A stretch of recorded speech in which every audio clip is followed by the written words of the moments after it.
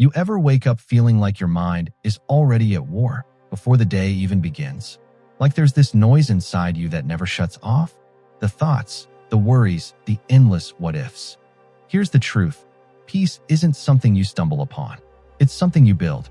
Every single day. The Stoics knew this. They had rituals, simple, powerful habits that didn't just calm their minds, they forged them. And once you understand how they did it, you'll never start your day the same way again. Because this isn't about philosophy on paper. It's about peace in motion, something you live, breathe, and become. Stay with me, because by the end of this, you won't just know what Stoic peace is, you'll feel it. Chapter 1. Morning Premeditatio. Start each day prepared. You wake up, your phone buzzes. A message, a headline, 1,000 tiny demands waiting like hungry dogs. And before you've even stood up, your mood has been decided for you. Sound familiar? Pause. Breathe. That moment, the first minute after you open your eyes, is the most powerful minute of your day. It's quiet now, but not for long. What you do in that quiet decides whether you control the day or the day controls you. Imagine this. A Roman general rises before dawn. He doesn't reach for a scroll or a wine. He sits. He pictures the battles he might face. He practices how he will stay calm if the cavalry breaks. He rehearses courage. That practice is called premeditatio. The Stoics lived like generals of the soul, and the weapon they used was simple, a morning ritual that prepares you for storms before they even arrive. Here's the truth. Peace doesn't drop from the sky. It's built in tiny, steady acts. The morning is the blueprint. So let me walk you through a ritual you can actually use. 5 steps. Short, exact, doable, no fluff. Do this the moment you wake and the rest of your day answers differently. Step 1. Don't touch the phone. Not yet. Give your brain 5 breaths before any noise or screen lights it up. 5 deep, slow breaths. In through the nose, out through the mouth. Count them. Feel the chest. Let the body wake, not the panic. Step 2. 1 sentence intention. Not a to-do list. 1 line that shows who you want to be today. I will listen more than I speak. I will finish what I start. I will keep my calm. Say it out loud. Say it like it matters, because it does. This is the compass for the whole day. Step 3. Imagine the worst, briefly. This is the Stoic secret that feels upside down but works. Picture one small thing going wrong. Your meeting gets delayed. Your phone dies. Someone snaps at you. See it. Feel it. Then practice your calm response. Say your line. If this happens, I will stay steady. The point isn't to worry. It's to rehearse strength so the real moment finds you ready. Step 4. 1 gratitude. Not a list. 1 real thing you don't want to lose. Your hands. Your breath. The person who smiled at you yesterday. Naming 1 thing keeps you anchored. It reminds you life still gives even when it takes. Step 5. A tiny action that starts the habit. Drink water. Stretch for 30 seconds. Make your bed. This small act says, I finish what I begin. It sends a message to your brain that you are awake, you are present, and you will move. These 5 steps take 3 to 5 minutes. No long meditations. No complex routines. Consistency beats intensity. Do it tomorrow. Do it the next day. Watch the small changes pile up. Your mind becomes less reactive. Your mornings become less chaotic. Your life starts to feel like something you steer. Let me tell you about Amina. She was burning out. Emails, kids, calls. She felt like her life was a crowd storm. We tried the ritual, just those 5 minutes. The second week she messaged me, my morning is mine again. She said the 1 sentence intention stopped her from shouting at small things. The gratitude kick-started real joy she forgot she had. That tiny stretch changed her posture at work. That's not magic. That's a steady muscle built from tiny reps. This ritual doesn't fix everything. You'll still get bad days, but you'll meet them differently. Less shock, less drama, more quiet strength. You'll notice you don't splinter when someone pushes you. You'll notice energy staying in the parts of life that matter. That, right there, is lasting peace showing up like a quiet guest. Now listen, the hardest part is making it not optional. Habits fail when they're easy to skip. So here's a hack. Tie it to something you already do. Alarm goes off, breathe. Brush your teeth. Say your sentence. Coffee, one gratitude. Small links build strong chains. Before we move on, one truth to keep close. The first act of your day sets the tone for the rest. It's not about being perfect. It's about deciding quietly where your power lives. When you prime your mind for calm, the world's noise loses its grip. If you take one thing from this chapter, make it this: protect your first 5 minutes like gold. Because if you don't, the rest of the day will mine it for you. If you want the full ritual sheet, the exact lines, quick prompts, and a 7-day starter plan to make this habit stick, hit that like button and subscribe. Drop a comment with the one-sentence intention you choose tomorrow. Put it there in public. Make it real. I'll read them and pin the ones that show real guts. Ready to build a morning that defends your peace? Let's go. Chapter 2. The Quiet Journal. Daily reflection for moral direction. You ever finish a day and wonder where the hours went? Like you lived on autopilot and only noticed the scrape marks afterward? That quiet, creeping drift is the cost of a life without a journal. The Stoics wrote to themselves like a coach speaks to a player. Honest, sharp, without excuses. That small act kept their moral compass true. It can do the same for you. Here's the simple truth. Writing changes thinking. Not big essays. Small, honest notes. 5 minutes. A page. A light switch for your mind. Picture this. It's late. The city hums. You're tired, maybe a little guilty, thinking about things you could have done better.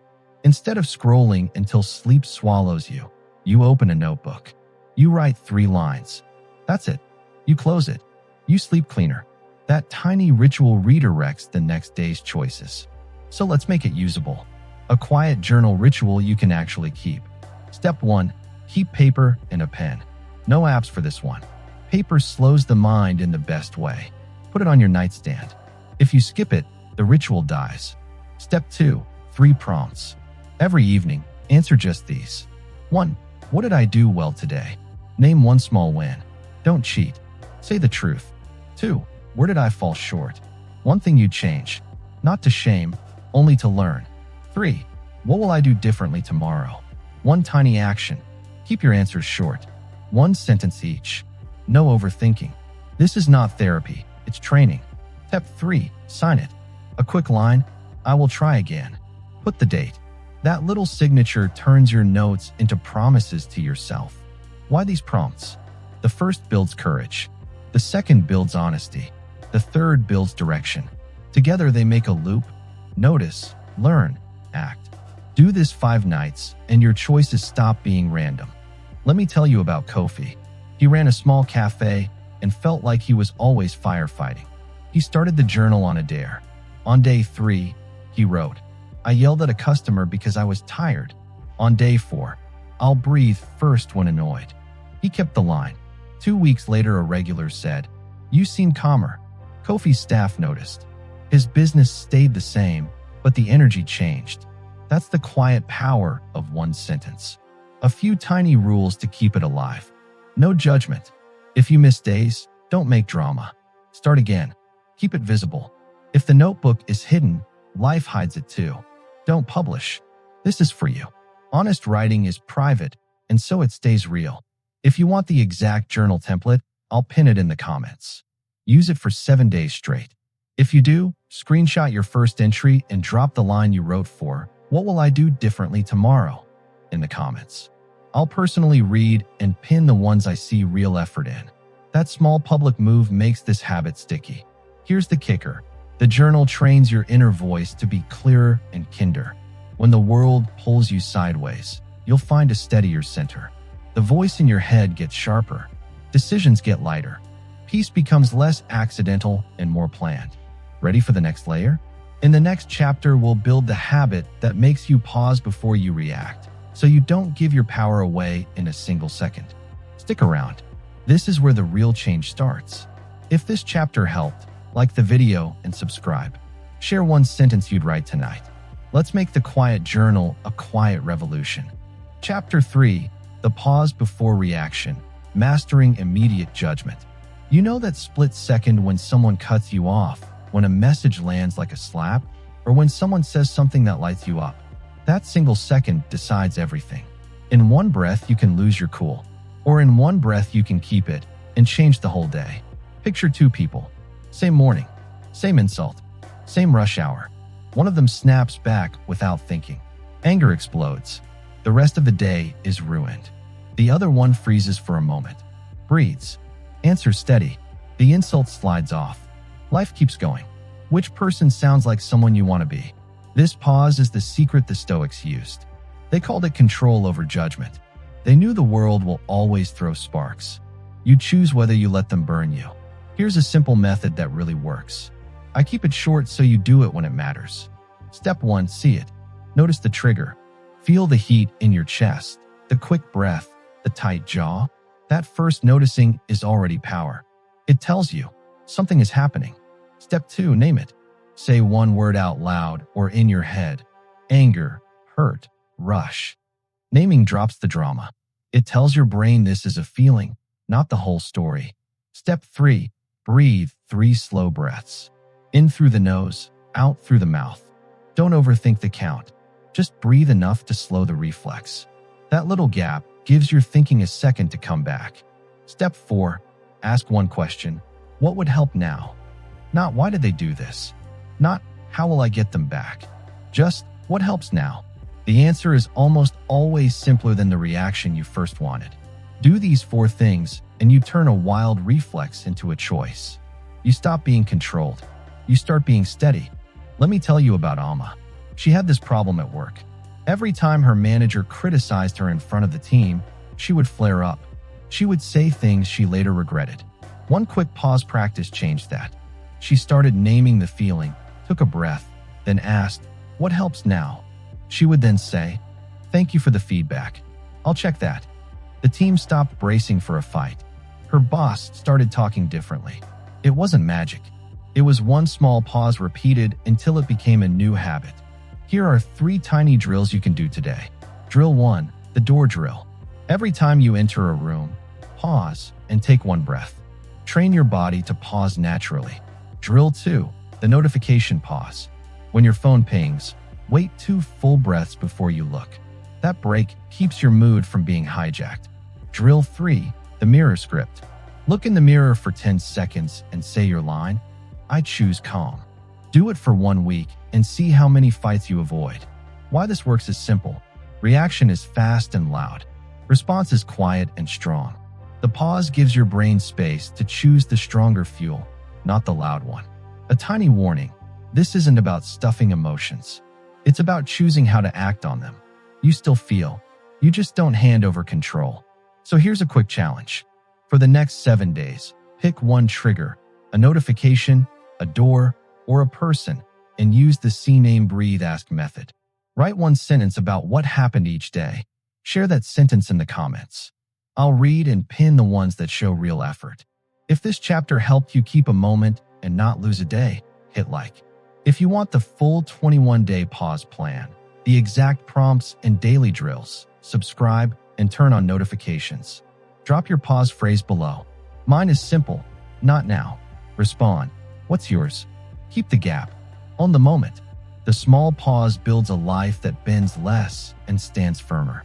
Chapter 4, Voluntary Discomfort. Small hardships, stronger will. You want peace? Fine.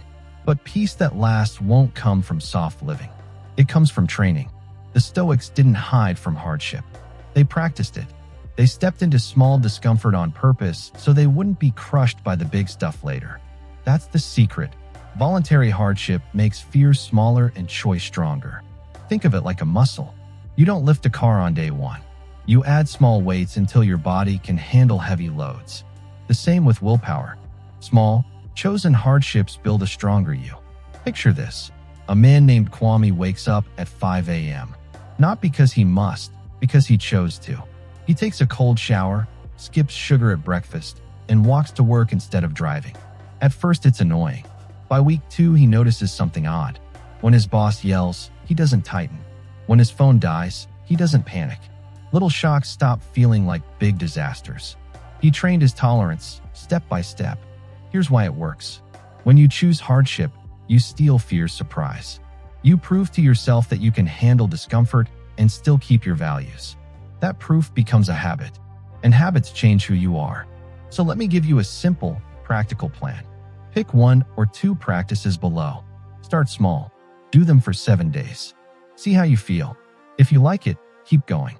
Practice 1, cold start. End your shower with 20 to 30 seconds of cold water. Not all at once. Build up. It wakes your body. It trains calm under shock. Practice 2, the small fast.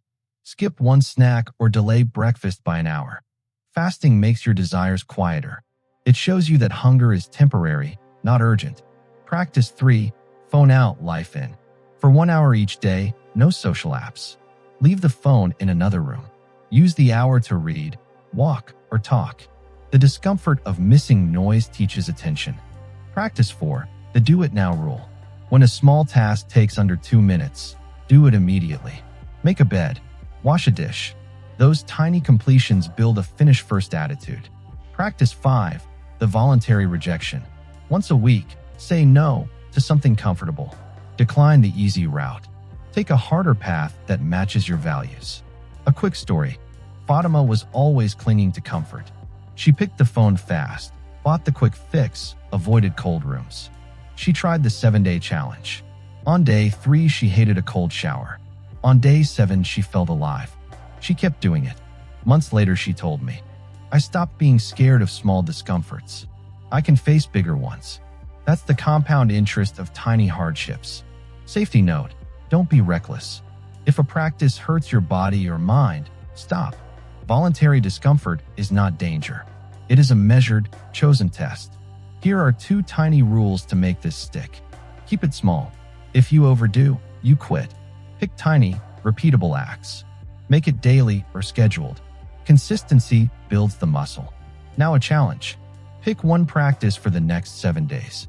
Post which one you chose in the comments. I'll read them. I'll pin the boldest ones. If you want a printable 7-day starter plan, like the video and subscribe. I'll pin the template in the top comment. Voluntary discomfort rewires you. It narrows the gap between who you are and who you want to be. It makes calm not an accident, but a trained response. Start small. Stay steady. Grow strong. Chapter 5, Work as Practice, Turning Tasks into Virtue.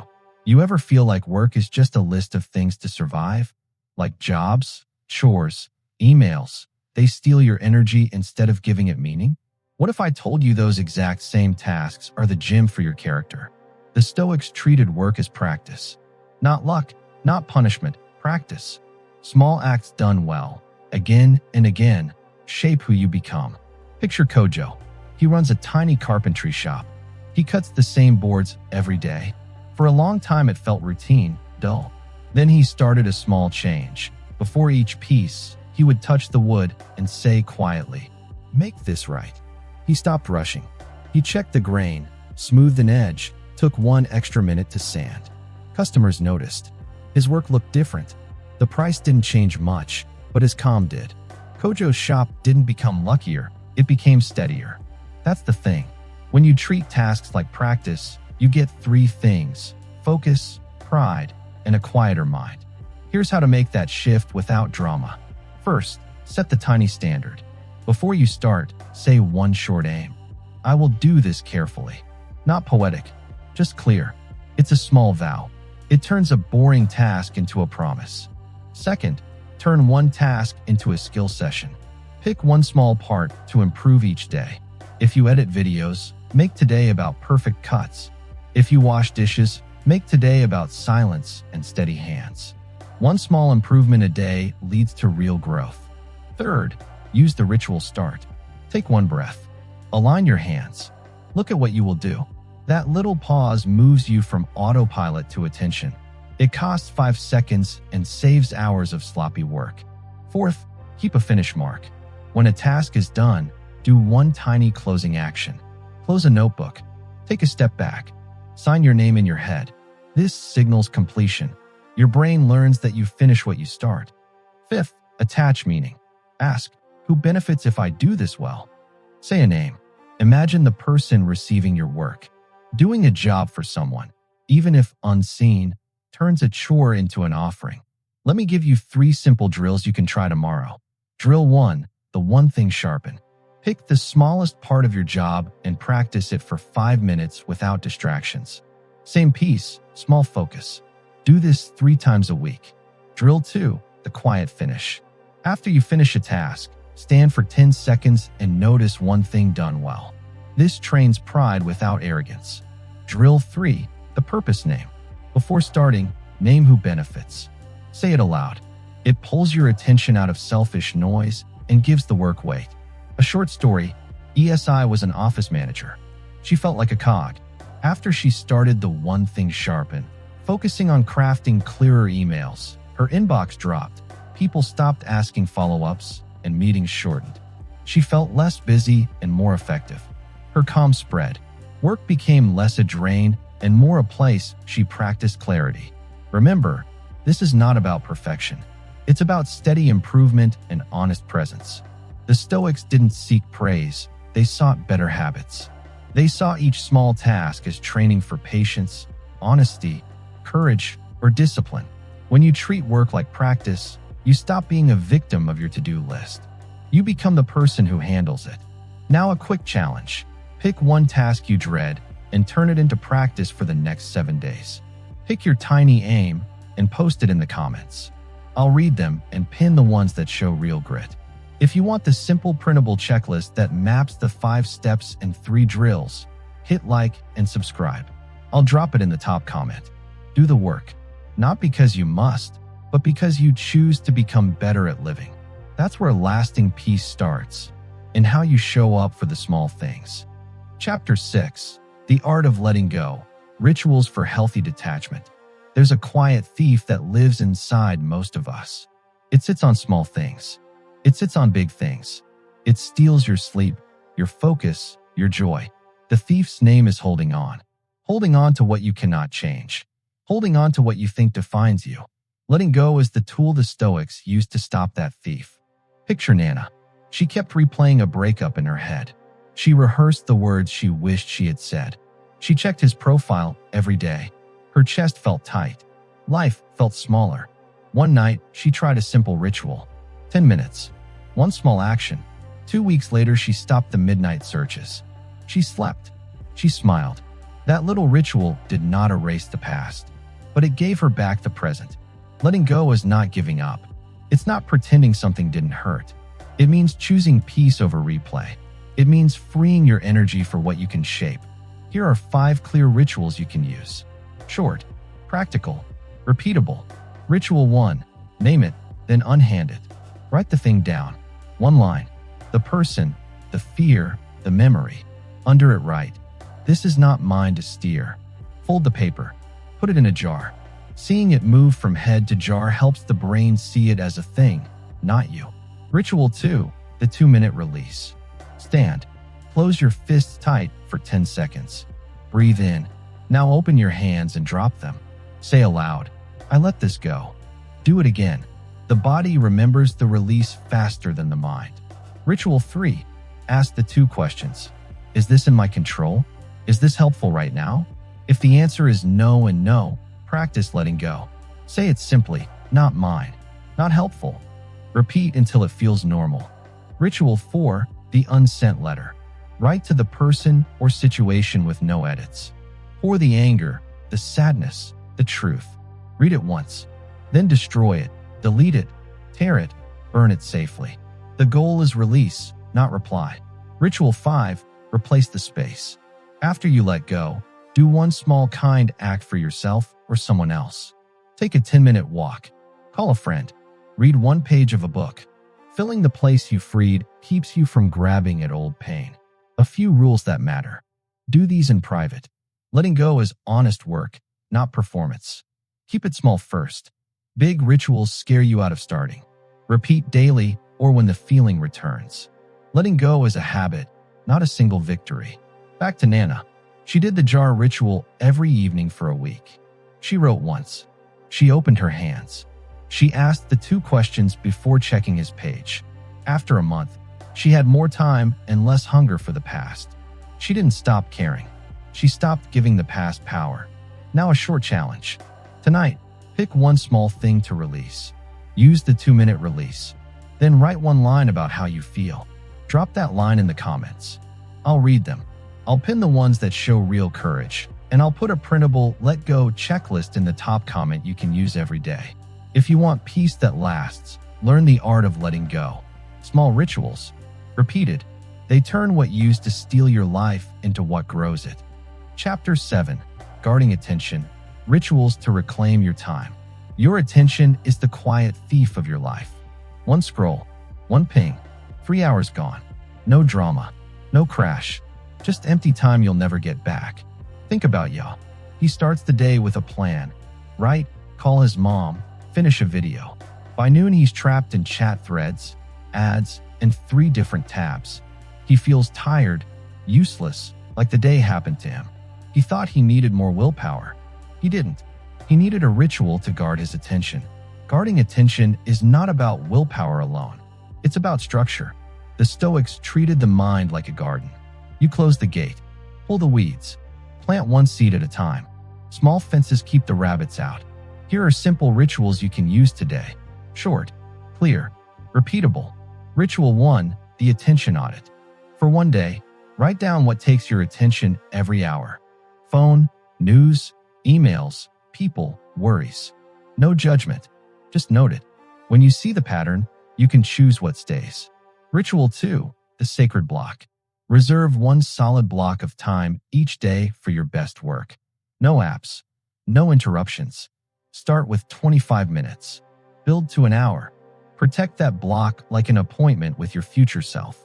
Ritual 3, the notification fast. Turn off non-essential alerts. Let only calls or messages from 3 people break you. Silence the rest. You'll be surprised how calm your brain feels. Ritual 4, single task rule. Do one thing at a time. When you switch, your brain loses speed. Finish small tasks before opening a new tab. Little finishes make the day feel whole. Ritual 5, the attention anchor.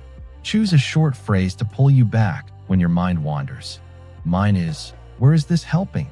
Say it once, then return to the task. Train it like a muscle. Ritual 6, deliberate rest. Plan breaks that are real. Walk, stretch, look out the window. Don't open your phone. Rest is not wasted time. It saves time. Quick story. Y'all tried the sacred block for 1 week. He put his phone in a drawer. He set a 45-minute timer. On day 3, he finished a script he'd been delaying for months. His day stopped feeling scattered. He had energy in the evening to talk with his sister. The secret wasn't more effort. It was fewer interruptions. 3 tiny drills you can start now. 1. 2-hour notification fast today. See how your mood shifts. 2. 1 25-minute single task sprint. No tabs, no phone. Write down one win after. 3. End of day attention note. Write one sentence. Today I protected my attention by __. Keep it for a week. This is not about perfection. You will slip. You will open your phone. That's fine. Notice it. Try again. The point is to make small fences around your time so peace can grow. If this chapter helped, like the video and subscribe. Drop your attention anchor in the comments. One short phrase you'll use when you wander. I'll read them and pin the ones that show real grit. I'll also drop a free 7-day attention plan in the top comment to get you started. Guard your attention. Guard your life. Small fences hold the biggest things. Chapter 8. Evening examination. Review, repair, resolve.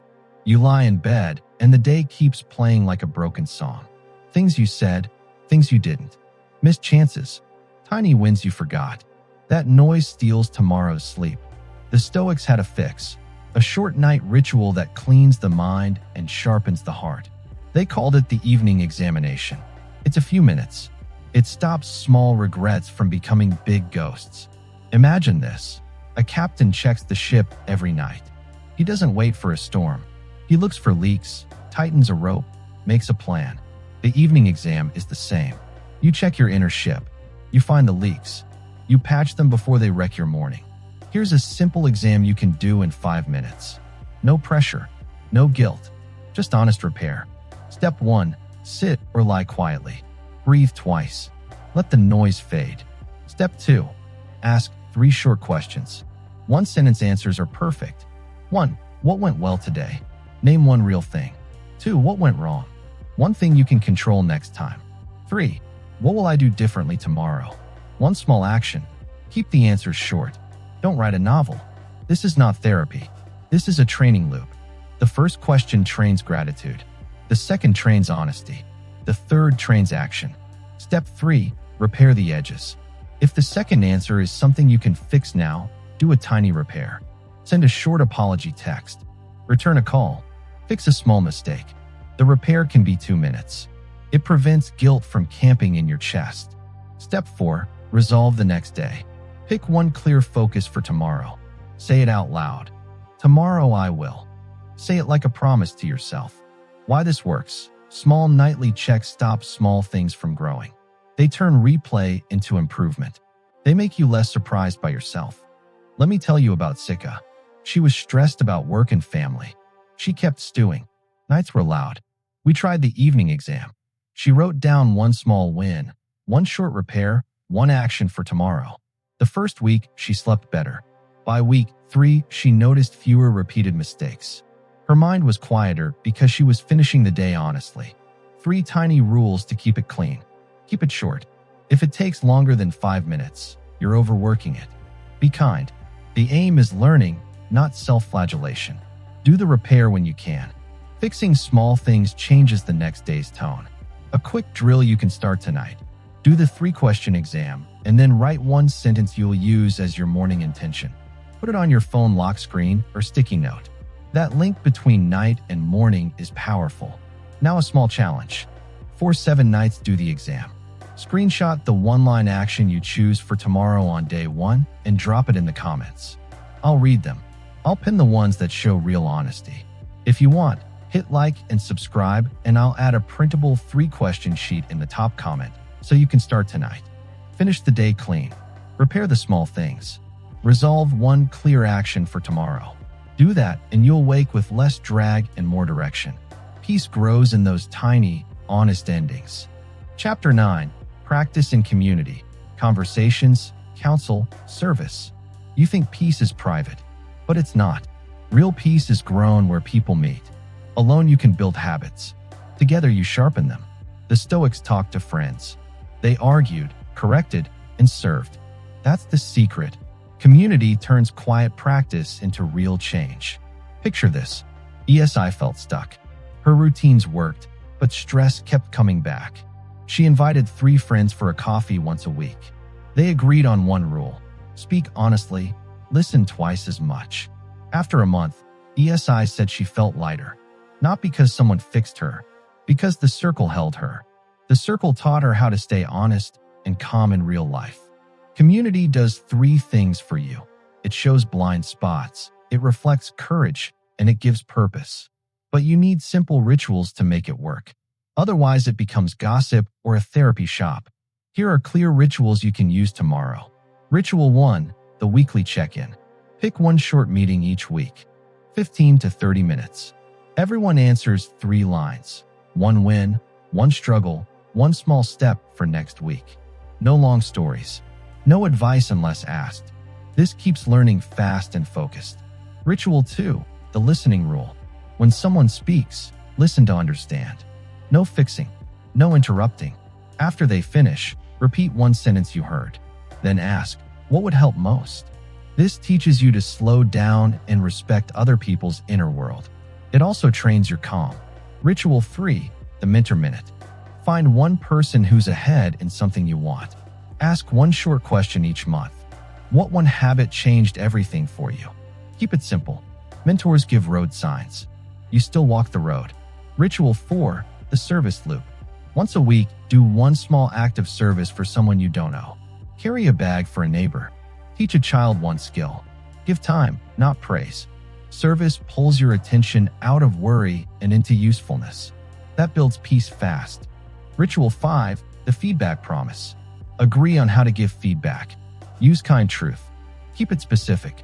Say what you saw and what you'd like to see instead. Feedback done right is a mirror, not a weapon. A few quick rules to keep the circle healthy. Protect privacy. What's said in the circle stays. No saving. If someone asks for help, ask what they want. Don't assume. Keep it small. 3 to 6 people is perfect. Big groups lose honesty. Short story. Mensa started a walk-in talk on Saturdays. Free people. No phones. Only 2 rules. Speak for yourself and end with one small plan. Months later, they solved a business problem. Each grew calmer, and one of them found the courage to quit a toxic job. Change came from steady, small meetings, not drama. Tiny drills you can start now. 1. Invite one friend to a 20-minute check-in this week. Keep the 3-line format. 2.